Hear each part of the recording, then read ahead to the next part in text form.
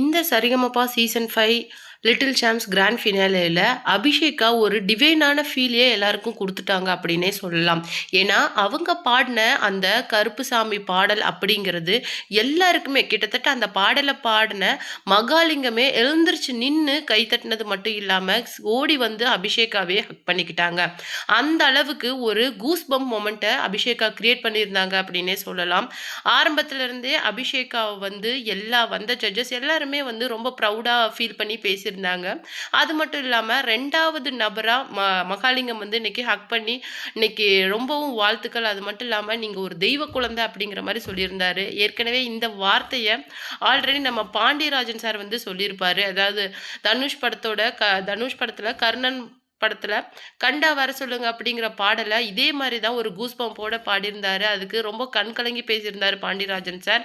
இந்த பாடல உன்னை யாராவது மறுபடியும் பாட சொல்லியிருந்தா, இல்ல வேணாம் அப்படின்னு சொல்லிட்டு நானே தடுத்து நிறுத்தியிருப்பேன். ஏன்னா, என்னால கண்ட்ரோல் பண்ண முடியாத அளவுக்கு ஒரு எமோஷனல நீ கிரியேட் பண்ணிட்ட அப்படின்னு சொல்லிட்டு ஒரு கோல்டு செயினயே பிரசன்ட் பண்ணியிருந்தாரு.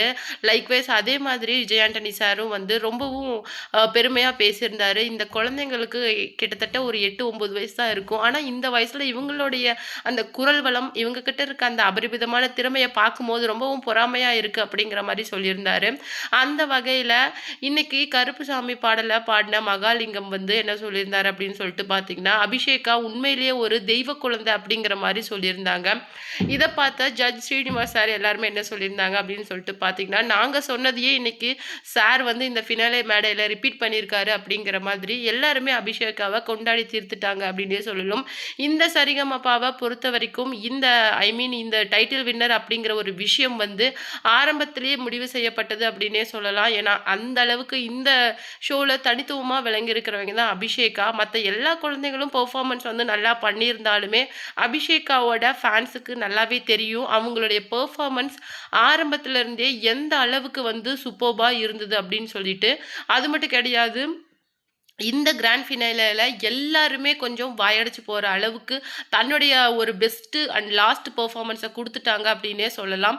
அது மட்டும் கிடையாது. இதுவரைக்குமே எல்லா பாடல்கள்லயுமே கிட்டத்தட்ட 2 தடவ கோல்டன் ஷவர் வாங்கி ஜட்ஜஸோட மனசுல இடம் பிடிச்சது மட்டும் இல்லாம, ஜட்ஜஸ் கிட்ட ஒரு தனி நேமையுமே வாங்கியிருந்தாங்க. எஸ்பி சரண் சார் சொன்ன மாதிரி, "அபிஷேகா, கண்டிப்பா உன்னுடைய மியூசிக் ஜர்னி அப்படிங்கிறது இன்னைக்கு ஸ்டார்ட் ஆயிருக்கு. கண்டிப்பா டூ த கோர் நீ இதுல போகப் போற.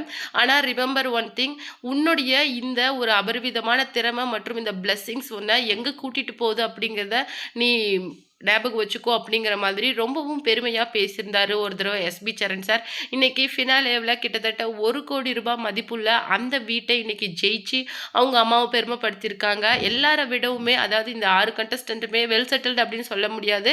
எவ்ரி ஒன்க்கு ஒரு பின்னாடி ஒரு ஸ்டோரீஸ் இருக்கு. ஆனா, பிஹைண்ட் தட் நம்ம அபிஷேகாவுக்கு ஒரு சூப்பர்பான ஒரு ஃபேமிலி இருக்கு. அதுல முக்கியமா அவங்க அம்மா நெறைய தடவ சொல்லியிருக்கிறாங்க. அபிஷேகா வந்து என்ன ஏதுன்னே தெரியாம நாங்க இங்க கொண்டுட்டு வந்தோம். பட் நீங்க அவள இங்க உருவாக்கிட்டீங்க, செதுக்கிட்டீங்க அப்படிங்கிற மாரி சொல்லியிருந்தாங்க. நாங்க எப்பவுமே உங்களுக்கு கடமைப்பட்டுருப்போம் அப்படிங்கிற மாரி ஸ்ரீனிவாஸ் சார பார்த்து ரொம்பவும் நன்றி தெரிவிச்சு பேசியிருந்தாங்க. அந்த ஒரு மொமெண்ட் வந்து எல்லாருக்குமே ரொம்பவும் சூப்பரா இருந்துச்சு. யார் யாருக்கெல்லாம் அபிஷேகா டைட்டில் வின் பண்ணுனது ரொம்ப சந்தோஷம். இத நான் ஆல்ரெடி எதிர்பார்த்தேன் அப்படின்னு சொல்றீங்களா? மறக்காம நம்ம கமெண்ட் பாக்ஸ்ல உங்களுடைய கமெண்ட்ட தெரிவிங்க.